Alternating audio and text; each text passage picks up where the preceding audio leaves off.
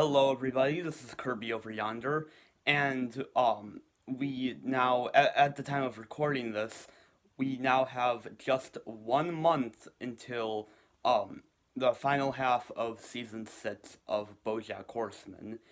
So I wanted to take this time to just kind of appreciate everything the show has done for me and for many other people. Um, this is just gonna be pretty much like the video I did back when Adventure Time was ending. It's just kind of an appreciation video for BoJack Horseman, which um is probably my favorite cartoon. I do go back and forth between this and Adventure Time sometimes. Um, Sometimes I'm leaning more towards Adventure Time. Sometimes I'm leaning more towards BoJack. I'd probably go with BoJack just because I think the best episodes of BoJack and the best episodes of Adventure Time are about on the same level of quality. Um, but Adventure Time has more bad episodes and more weak points than BoJack does. But I still think they're both phenomenal shows. Man, where do I start with BoJack? I guess probably the best thing that BoJack has done is um first off, not only does it talk about depression and mental disorders and um just very dark topics that wouldn't want to be approached by most other shows. Um but it doesn't glorify these. It doesn't um it does balance them out with a bit of comedy, but it doesn't it it's not like it's not like 13 Reasons Why, which, just kind of.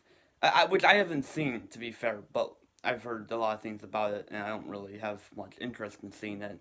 Um, it doesn't, like, glorify these issues, um, or romanticize them, or the end of the effing world, which I've seen the first two episodes of, and does seem to do that also.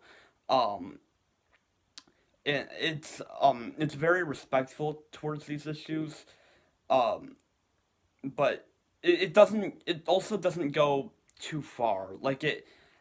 There's never really a point where it's like, okay, this is going way too deep into this. It's always the right amount and is appropriately balanced out with comedy, um, or just something that's entertaining.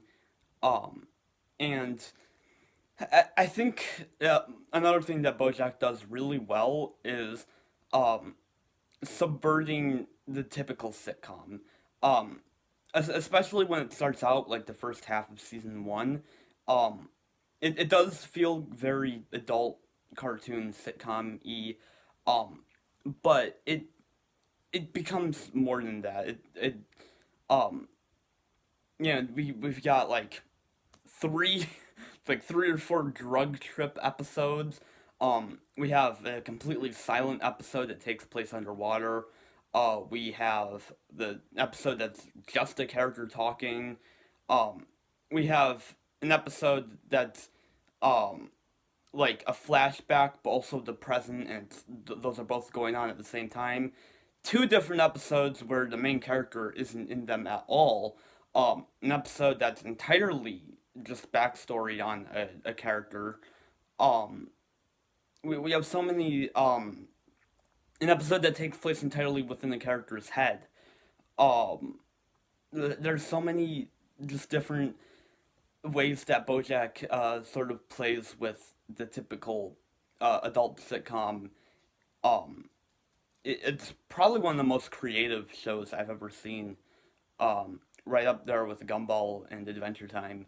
Um, and um, I guess one of the biggest impacts of BoJack for me personally, um, probably not for most other people, but for me at least, is helping me come to terms with being asexual. I already did a video about it, so I won't go like too into detail about it, but um, BoJack talks about Todd's asexuality very. It doesn't make I mean, it does make jokes about it, like with his with Yolanda's parents, but like it still balances those jokes with like actual serious moments about it, and it's very educational, but not like too preachy about it. It's again, it helped normalize it for me and helped me come to terms with it, and yeah, I really respect BoJack for that because not a lot of shows talk about asexuality. So yeah, it's neat. Um, I man, I don't know. It's like so many topics in BoJack are very hard to talk about, but I think we need shows like BoJack that talk about issues that not every cartoon would. Stuff like Princess Carolyn's uh why can't I think of the word? Princess Carolyn's miscarriages. I had to pause to remember the word. I forgot the word miscarriage. Um and Princess Carolyn is also just a really great character. Um One that um I can relate to myself, just like the way that she's constantly being so overworked, and just has to focus on so many different things, but always tries to be hopeful, and just look at the best sides of it. I really appreciate having characters like that. um and I don't know. BoJack it'll go down as one of the best cartoons of all time. I know a lot of people are sad that it's ending, but I think 6 seasons. First off, 6 seasons is a really good amount for like an animated series. Um, and second off, uh, it's it's ending while it's still good. I mean, I did a video about the part 1 of season 6, and I rewatched it just recently, and I still wouldn't call it my favorite season, but it's still a really solid season. Like saying not quite as good for BoJack standards is still like phenomenal. um, and I um so I'm happy that BoJack will still be ending while it's good. Um, like I don't know how many cartoons that have like gone on for 6 seasons can still say that like they're just as good, if not better, than when they started. Um, like either they go on so long and then they dip in quality, or they get canceled before the ball can really get rolling. BoJack Technically BoJack did get canceled, but it's still, as far as we know, as far as the creators have said, um, the finale still is a finale. It doesn't leave on a cliffhanger like Clone High. um, so yeah, I don't really have again, even though technically it was canceled. I think this canceling it was probably for the best. Um, so yeah, man, I just I can't believe that this show is ending. I mean, I guess it doesn't have like as much of an impact on me as Adventure Time has, because I had started watching Adventure Time since like it wasn't when it first aired, because I thought it would look stupid at first, but maybe like during its second or third season. So maybe like 2011, 2012. Um, so like I had been a fan of Adventure Time for a very long time. Where with BoJack, I only started watching it a little bit after the fourth season premiered, so it's been about 2 years. Which still is a pretty long time, just not quite as long as Adventure Time. But man, in those 2 years, the show has impacted me so much. I've probably rewatched the series maybe like 6 or 7 times because it's just that good. I,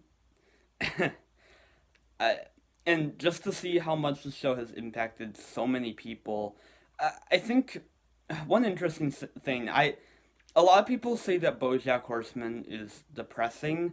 I even like joke about it sometimes, like I call it the sad horse show or something. Um, but I don't think I'd use the word depressing to um describe BoJack Horseman. I think I'd call it cathartic. I think it's very cathartic to see these issues such as mental illness and depression, and anxiety. Um, I think it's very cathartic to see these issues be presented and be normalized. Um, Not glorified, not romanticized, like I said before, but normalized. Not many other shows really do this, and I don't like Rick and Morty. I think is a very nihilistic show, and I wouldn't call BoJack nihilistic. I'd I'd say it's cynical sometimes, but it's also hopeful too. It's not, oh, we're all meaningless. It's like people compare BoJack to Rick and Morty a lot. I think Adventure Time would be. Why do I keep talking about Adventure Time? I'm just the Adventure Time guy now. Um, I think BoJack is more similar to Adventure Time in that it's about finding personal meaning in the world and not just saying, um, "Oh, life is cynical," or life is meaningless. I meant. Um, so yeah, I'm very excited to see season 6 part 2. My predictions is that BoJack is going to be Me Too'd. It's gonna happen. And his friends will have to decide whether or not they want to stick by BoJack. Maybe some of them will, some of them won't. I'm very excited to see where they go with that. Um, so yeah, please tell me how BoJack has impacted your life in the comments, and I will see you guys for when I talk about season 6 part 2. I mean, I'll probably have videos in between them, but that's the next time I'll talk about BoJack. All right, I'll see you guys. Bye.